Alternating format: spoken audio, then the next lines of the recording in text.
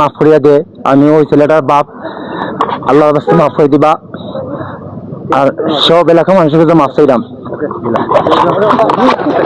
আরমান সহ এখানে অনেক নেতৃবৃন্দ আমার এখানে উপস্থিত হয়েছেন, এলাকার যুবকরা উপস্থিত হয়েছেন।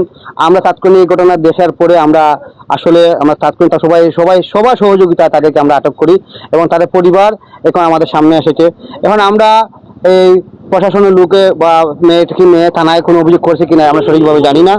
মেয়ে যদি থানায় কোনো অভিযোগ করে থাকে তাহলে তার পরিবার আমাদের কাছে বলছে যে তারা তাদের সন্তানদেরকে থানায় নিয়ে হস্তান্তর করবে এবং এই মর্মে তারা আমাদের কাছে হাজির হয়েছে। এবং এই ঘটনার প্রেক্ষিতে আমরা কোনো কথা বলতে চাই না। আমরা চাই যে তারা পরিবার তারা কথা বলতে, তারা ছেলে যে আজকে আমাদের এলাকার যে মান সম্মান আমাদের নষ্ট করেছে, ক্ষুণ্ণ করেছে, আমরা তাদের তারা পরিবারে তারা বলছে যে তারা শাসন করবে। ভবিষ্যতে তারা কোনোদিন এই ছেলেদেরকে রাস্তাঘাটে দেখলে তারা নিজে হাতেই পুলিশে দিতে গেলে আমাদের সহযোগিতা এবং তারা নিজেই থানায় দিয়ে আসবে। এখন আমরা এই ঘটনায় আসলে অনুতপ্ত হয়েছি যে আমাদের এই এলাকায় কিছু পোলাপান যে আশপাশে এলাকায় ওদের বাসা উপরপাড়া, কেউ বাসা জাহাঙ্গীরনগর, কেউ বাসা আশপাশে গোয়াবাড়ি বিভিন্ন থাকে। আরো 10% ছেলেরা আমরা খুঁজতে চেষ্টা করতেছি। আমরা এই মুহূর্তে আমাদের কাউসার এলাকার মেম্বার কাউসার ভাই কিছু কথা বলার জন্য জানাচ্ছি। আসসালামু আলাইকুম। আসলে গতদিন গোয়াবাড়ি ওয়াকতে শুক্রবারে একটা অনাকাঙ্ক্ষিত ঘটনা ঘটছে। আসলে এই ঘটনা লাগি আমি এই ওয়ার্ডের পক্ষ থেকে আমি আমার নিজের থেকে দুঃখ প্রকাশ করলাম। আসলে এখানে অনেক মানুষ হয়, যেহেতু একটা ওয়াকে একটা বিনোদনের জায়গা, অনেক দূর দূরান্তের মানুষ হয় এবং এই জায়গাটা আসলে বিশ্ব অনেক জায়গা পরিচিত, হয়তো অনেকে এখানে হয়। আর গত শুক্রবারে একটা মেয়ের সাথে একটা দুর্ঘটনা ঘটছে, ঘটার কারণে ফেসবুকে বেশ ভাইরাল হয়ে গেছে এবং প্রশাসনেও বেশ খোঁজাখুঁজি করে। আমি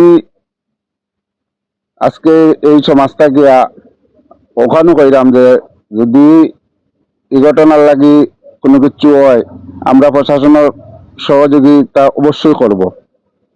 আর অভিভাবক উদ্দেশ্য করে ওইরাম প্রত্যেকের বাচ্চা কাচ্চা আছে, আর যেহেতু একটা বিনোদন এরিয়া আর আমরা এলাকাত বসবাস করি, আমরাও যাতে আমরা বাচ্চা কাচ্চারা একটু কন্ট্রোলিং রাখার চেষ্টা করি, এলাকার সুনাম রাখার চেষ্টা করি, আমরা যাতে অভিভাবক সকল সবসময় দিকে খেয়াল রাখি। আর যেহেতু একটা অনাকাঙ্ক্ষিত ঘটনা ঘটছে, এই ঘটনার লাগি আমি দুঃখ প্রকাশ করলাম। যে বই না সই তার কাছেও আমি দুঃখ প্রকাশ করলাম যে তাই মনের মাঝে যদি কোনো কষ্ট পাইয়া তখন তাইলে তাই গান তাই মন থেকে বাদ দিলে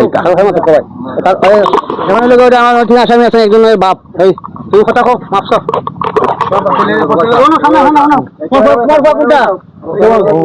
মাফ করিয়া দে। আমি ওই ছেলেটার বাপ, আল্লাহর রাস্তে মাফ করে দিবা।